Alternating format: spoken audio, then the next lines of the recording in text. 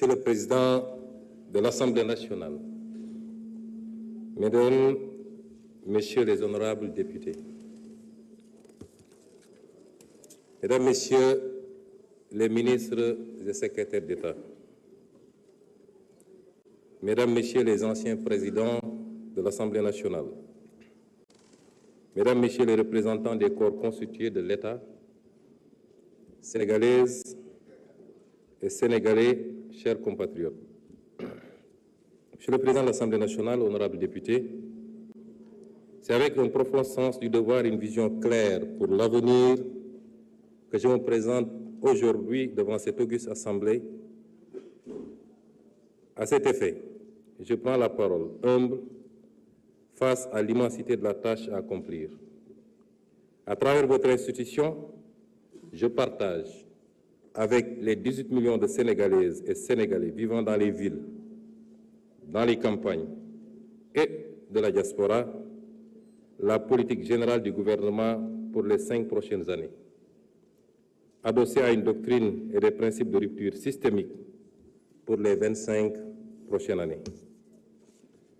En cette année 2024, les Sénégalais ont montré à 2 reprises à la face du monde que nous sommes un grand peuple, une grande démocratie. Beaucoup ont douté, mais les Sénégalais dans leur majorité ne l'ont jamais fait. Nous avons regardé l'avenir parce qu'il était synonyme d'espoir. Nous avons affronté les épreuves pour avancer. Avancer pour ne jamais sombrer.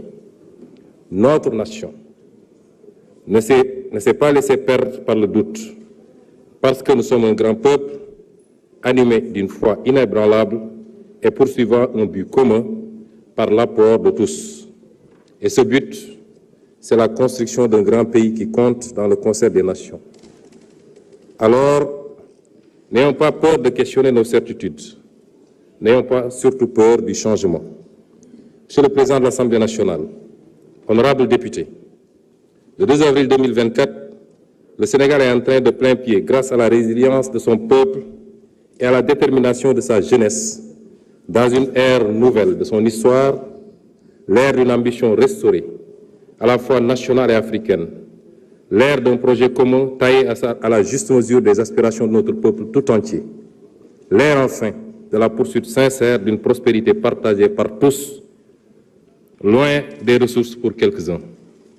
Cette ère nouvelle est une rupture, oui, en phase avec les orientations et l'exemple posé par le Président de la République, son Excellence M. Bassirou Diomaye Diakhar Faye. Il échoit à toute la nation sénégalaise de rompre de manière ferme et résolue avec certaines façons de penser et de voir notre cher pays, ainsi qu'un bon nombre de pratiques établies. Cela va sans dire, cette rupture impérieuse s'applique au premier chef au gouvernement d'alternative démocratique éclatante dont j'ai l'honneur et le redoutable privilège d'être le Premier ministre. Je viens dès lors partager avec vous les principes, l'ambition et les orientations stratégiques du nouveau gouvernement, afin que nul n'ignore ce que nous voulons faire pour le Sénégal et comment nous le ferons. Le peuple sénégalais a voté de façon nette et massive pour le projet d'un Sénégal souverain, juste et prospère. Pour bâtir ce Sénégal du projet, il est impératif d'opérer une rupture d'une profondeur et d'une portée jamais vue dans notre pays. Jamais vue depuis notre accession à l'indépendance il y a 64 ans. En partant de la courbe plongeante de notre histoire. Le Sénégal d'hier, un pays modèle dans une Afrique conquérante. Partie intégrante des grands empires et royaumes d'Afrique de l'Ouest du XIIe siècle à l'arrivée des premières puissances coloniales. Un pays de résistants, dont les populations ont su maintenir leur dignité, leur culture et leurs principes forts de savoir-être aux heures les plus sombres des razzias et de la colonisation, y compris au prix du sang et du sacrifice anonyme de leur vie. Ce fut le cas lors de ce grave mardi de Nder, où les femmes sénégalaises, par dizaines, ont préféré la mort à l'esclavage et au déshonneur. Ou ce jour tristement célèbre du 1er décembre 1944 à Thiaroye, où des hommes sénégalais, avec leurs frères africains, ont par dizaines préféré la mort à l'injustice et au déshonneur. le Sénégal des indépendances, un modèle en Afrique de stabilité de ses institutions, la qualité insigne de ses élites politiques, diplomatiques, administratives ou même sociales et culturelles, et enfin, de façon plus profonde encore, sa mixité, le brassage de ses ethnies et religions et la force de son commun vouloir de vie commune. Le Sénégal d'aujourd'hui, un modèle en panne dans une Afrique sacrifiée, un modèle de développement arrêté. 64 ans après son indépendance, le Sénégal est resté enfermé dans le modèle économique colonial, exportant ses matières premières, or, poissons, arachides, phosphate, zircon, pétrole et bientôt gaz, avec peu de valeur ajoutée et important les produits finis. L'énorme déficit de la balance commerciale de l'ordre de 5 300 milliards en 2023, presque 30% du PIB, qui se creuse d'année en année, montre combien notre économie est aujourd'hui peu compétitive. Cela s'est traduit par une croissance trop faible et trop fragile. La croissance annuelle moyenne de 1960 à 2023 a été seulement de 3,1%, face à une population qui a augmenté en moyenne de 2,7% par année. Le revenu réel par habitant n'a jamais décollé et les Sénégalais sont aujourd'hui quasiment au même niveau de revenus qu'au moment de l'indépendance, voire plus pauvres si l'on tient compte de toutes les richesses qui s'expatrient avec les revenus des investissements des groupes étrangers. Cette faible croissance est par ailleurs concentrée sur quelques zones du territoire, notamment le triangle Dakar-Thiès-Mbour.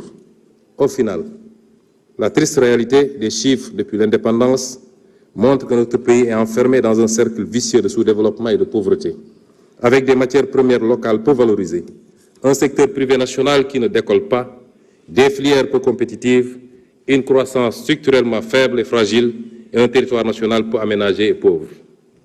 Un modèle social en crise aiguë, avec notamment une jeunesse désabusée, sans perspective dans son propre pays. Chaque année, le nombre d'emplois formels créés est très largement inférieur au nombre de jeunes arrivant sur le marché du travail. Une justice où l'action de quelques-uns a fait perdre la confiance de presque tous.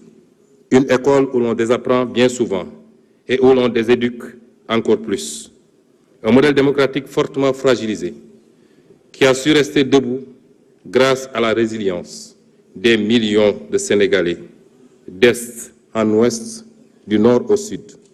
Notre peuple, notre précieuse démocratie a vacillé, mais elle a tenu. Dieu merci. Hommage au peuple sénégalais, en particulier à sa jeunesse, pour la lutte qu'il a menée pour préserver ce modèle démocratique, cette force vitale pour la résistance démocratique. Chers jeunes, chers concitoyens, nous devons désormais la mobiliser pour le développement du pays. Toutes ces régressions que je viens d'énumérer de notre pays s'illustrent de la manière la plus dramatique dans la situation que nous avons héritée du régime sortant. Je m'en vais vous faire en quelques lignes l'état des lieux et les mesures immédiates de redressement, puisque le programme ou les projections que je vous ferai plus tard ont déjà démarré depuis 8 mois. Monsieur le Président de l'Assemblée nationale, honorables députés, les actes que le Président de la République a posés depuis sa prise de fonction manifestent clairement ce tournant que notre nation se doit de prendre pour restaurer le crédit de l'État et de l'administration publique devant le peuple, ainsi que pour redresser toutes les dérives précitées. En effet, dès sa prise de fonction, il a chargé le gouvernement de mettre en place un plan d'action d'urgence dans l'attente de l'adoption du nouveau référentiel des politiques économiques et sociales. Dans ce cadre, le gouvernement a enregistré d'importantes réalisations au cours de ces 8 derniers mois qui ont balisé le chemin à la vision d'un Sénégal souverain, juste et prospère, ancré dans les valeurs fortes. Nous nous sommes tout d'abord attaqués à la mère des batailles, à savoir l'établissement de la situation de référence des finances publiques, de l'état des lieux des contrats au niveau des secteurs stratégiques et la reddition des comptes. Bref, un Sénégal juste plus que transparent et au meilleur standard de la bonne gouvernance. À cet égard, nous ne pouvions pas nous imaginer un seul instant que le mal était si profond. L'audit des finances publiques sur la période du 1er mars 2019 au 31 mars 2024 est à ce point particulièrement révélateur des dérives du précédent régime, avec notamment les niveaux du déficit budgétaire et de la dette publique minorés. Cette situation a eu notamment comme conséquence la suspension des financements attendus en 2024 du Fonds monétaire international et de la Banque mondiale et le gel du programme économique et financier appuyé par le FMI. C'est le lieu, une fois de plus, de rendre hommage au président de la République qui a préféré sacrifier à cet exercice de transparence plutôt que de démarrer son magistère dans le mensonge. Il nous est également paru indispensable, dans l'environnement laxiste ayant prévalu durant le dernier régime, de procéder à la revue de tous les contrats signés dans les secteurs stratégiques, en vue de nous assurer de leur conformité à notre législation.